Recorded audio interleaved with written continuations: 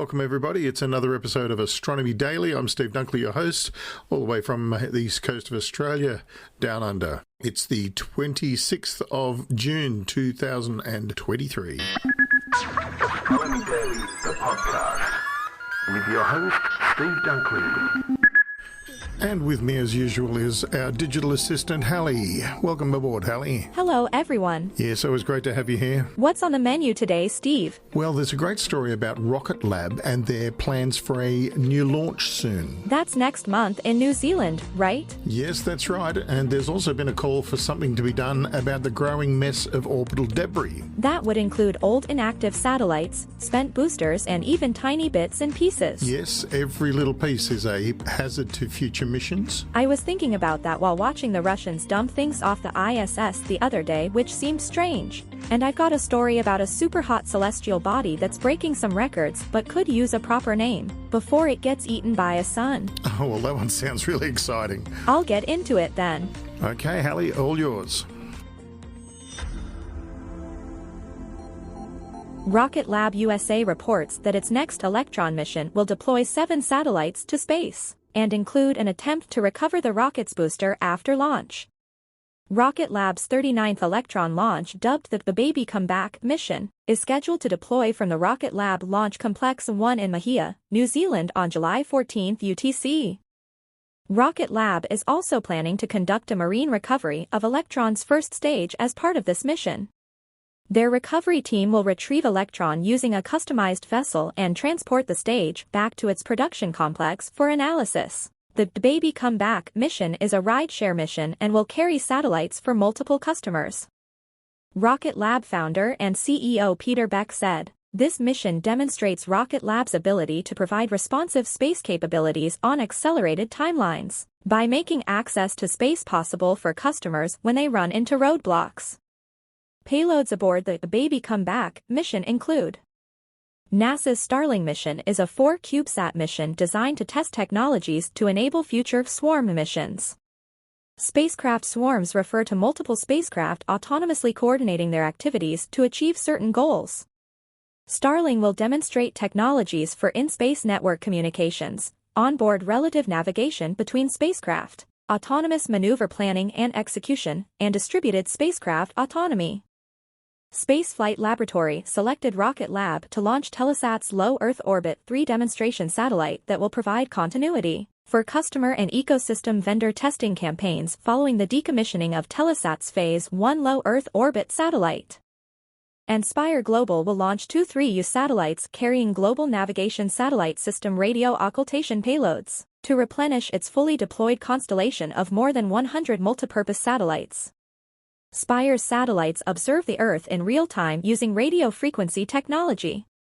The data acquired by Spire's payloads provide global weather intelligence that can be assimilated into weather models to improve the accuracy of forecasts. A weird super-hot celestial body is breaking records and challenging astronomers' understanding of the boundary between stars and planets. The object, called WD0032-317b, is a brown dwarf. That's a mouthful. What would you have called it, Steve? Maybe Darren? Typical. Anyway, it's a type of bright, gaseous protostar. Brown dwarfs typically have a similar atmospheric composition to Jupiter but are 13 to 80 times larger. At that mass, these objects begin to fuse hydrogen isotopes in their cores. However, they aren't quite massive enough to spark the kind of full self-sustaining stellar fusion that powers stars like our Sun. Think of smoldering charcoal rather than a lit wood-fired oven. Brown dwarfs usually burn at around 4,000 degrees Fahrenheit, 2,200 degrees Celsius. That's fairly cool compared with most stars, whose surface temperatures reach about 6,700 Fahrenheit, 3,700 Celsius. But WD0032-317b, which is 1,400 light-years from Earth, is not like most brown dwarfs. In a paper published accepted by the journal Nature Astronomy, researchers measured the object's surface temperature and found it was a blistering 13,900 Fahrenheit, 7,700 Celsius. That's hot enough for the molecules in its atmosphere to fall apart into their component atoms. It's also several thousand degrees hotter than the surface of our Sun. This should be impossible for a brown dwarf.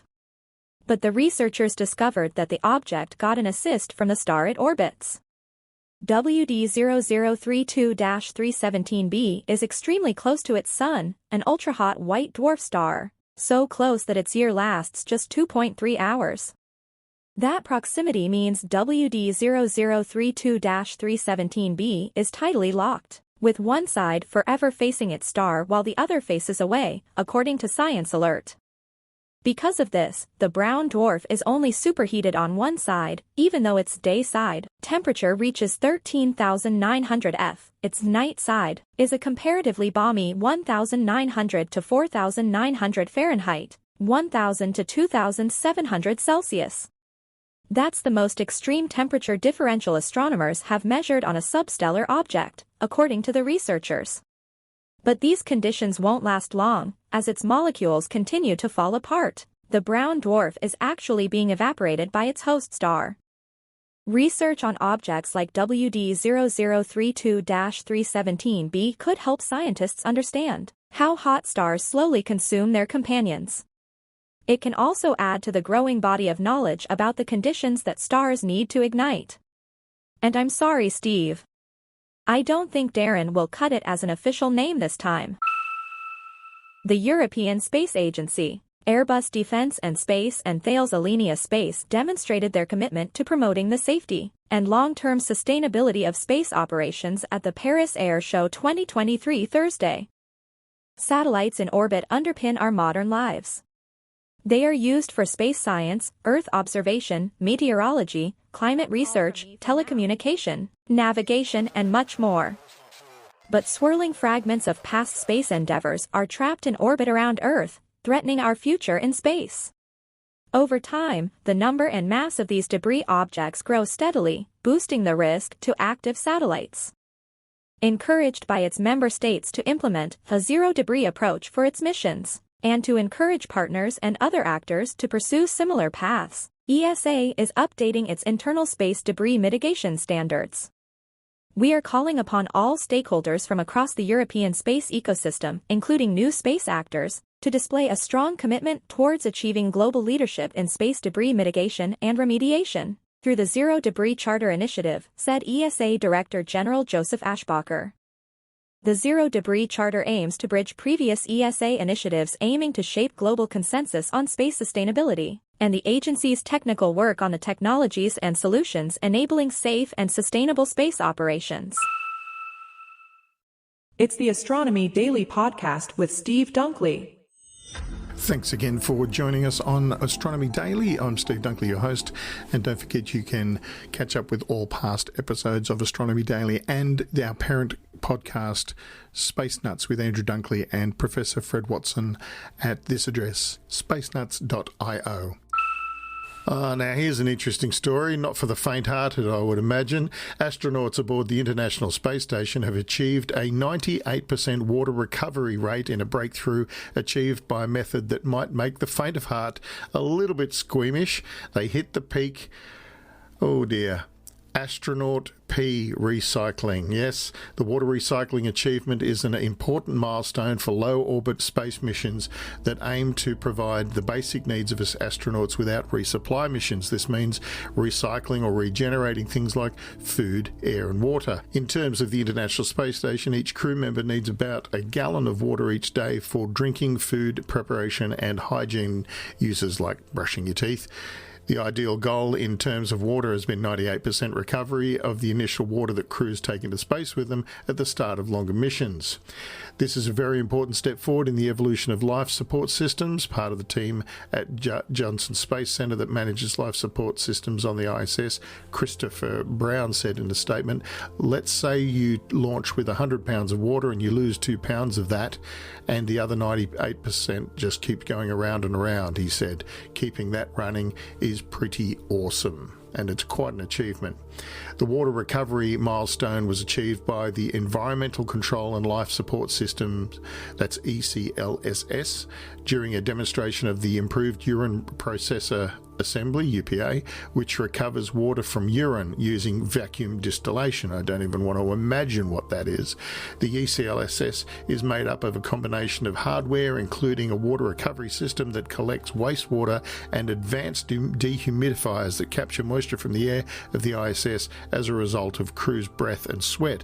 This collected water is sent to the Water Recovery Assembly, which then produces drinkable water. The UPA element of the ECLSS distills urine, but brine is produced as a byproduct of this process, and that still contains some unused water. A brine processor assembly was added to the UPA to extract this remaining wastewater. While demonstrating its operations in the microgravity of space, the BPA pushed the ECLSS to the 98% goal, reaching that record. Like the other collected wastewater, this is treated by the WPA with a series of specialised filters and a catalytic reactor that breaks down any trace contaminants that may remain. Sensors then check the purity of the water that doesn't meet this with standards, sent back for reprocessing. Iodine is added to acceptable water to prevent the growth of microbes, and the water is then stored for the crew to use at a later point. So this raises the question, are our astronauts drinking urine in space? Well, the answer is an emphatic no. The team points out that in fact the water produced aboard the ISS is superior to the municipal water systems produced here on Earth. The processing is fundamentally similar to some terrestrial water distribution systems, just done in microgravity. Williamson points out the crew is not drinking urine, they are drinking water that has been reclaimed, filtered and cleaned such that it is cleaner to the water that we're drinking here on Earth. We do have a lot of processes in place and a lot of ground testing to provide confidence that we are producing clean, potable water. The less water and oxygen we have to ship up there, the more science that can be added to the launch vehicles. Reliable, robust, regenerative systems mean the crew doesn't have to worry about it, and we can focus on the true intent of their mission. Now, while NASA's Jet Propulsion Laboratory is renowned for piloting rovers on Mars and deploying spacecraft to study planets in the solar system, their latest project is more down to earth, assembling the world's largest publicly available archive of PDFs for security research. PDFs are a most popular form of digital document in the world, and while they might look like scanned copies of paper documents, they're actually collections of texts, images, movies and active scripts that aren't as secure as they should be given their ubiquity. To address this concern, JPL has partnered with the non-profit PDF Association to develop a new archive of files that will help researchers analyse potential threats across a wide library of real PDFs. The project involves assembling roughly 8 million PDFs, totalling more than 8 terabytes of data from various online sources. The effort is part of a Defence Advanced Research Projects Agency (DARPA) initiative called Safe Documents, or SafeDocs, which aims to make digital documents safe from malicious code and other security concerns. PDFs are used everywhere and are important for contracts, legal documents, 3D engineering designs and many other purposes. I can tell you that as a graphic designer, I use PDFs in my daily work, providing proofs of artwork and also finished artwork to all sorts of publications, and they are a very accurate way of providing your artwork, and they are cross-platform compatible too. So Tim Allenson, a JPL data scientist, said in a statement, "Unfortunately, they are complex and can be compromised to hide malicious code or render different information for different users in malicious ways. To confront these and other challenges from PDFs, a large sample of real-world PDFs need to be collected from the internet to create a shared, freely available resource for software experts. Using the freely available Common Crawl public repository of web crawl information as a starting point, JPL researchers identified PDFs to add to the collection, including those that were incomplete due to Common Crawl's download limit of 1 megabyte per download file. JPL then assessed those PDF URLs directly to download the full documents, ensuring a fully representative archive of the types of PDFs accessible on the web. By making the collection available to the public, JPL hopes researchers will be able to use and analyse the PDFs to identify better ways of securing the information these documents contain. You can see why it would be important to make documents secure, especially ones containing sensitive information. It's going to be interesting what classification of documents they come up with. And just like that, another episode of Astronomy Daily spins out of control and ends for another day. Thanks for joining us, everybody. Lovely to have you with us, and we'll see you again next Monday for another episode. I'm Steve Dunkley, your host. Don't forget you can catch all the past episodes at spacenuts.io, and don't forget all these past episodes of Space Nuts with Andrew Dunkley and Professor Fred Watson can be found at that address as well.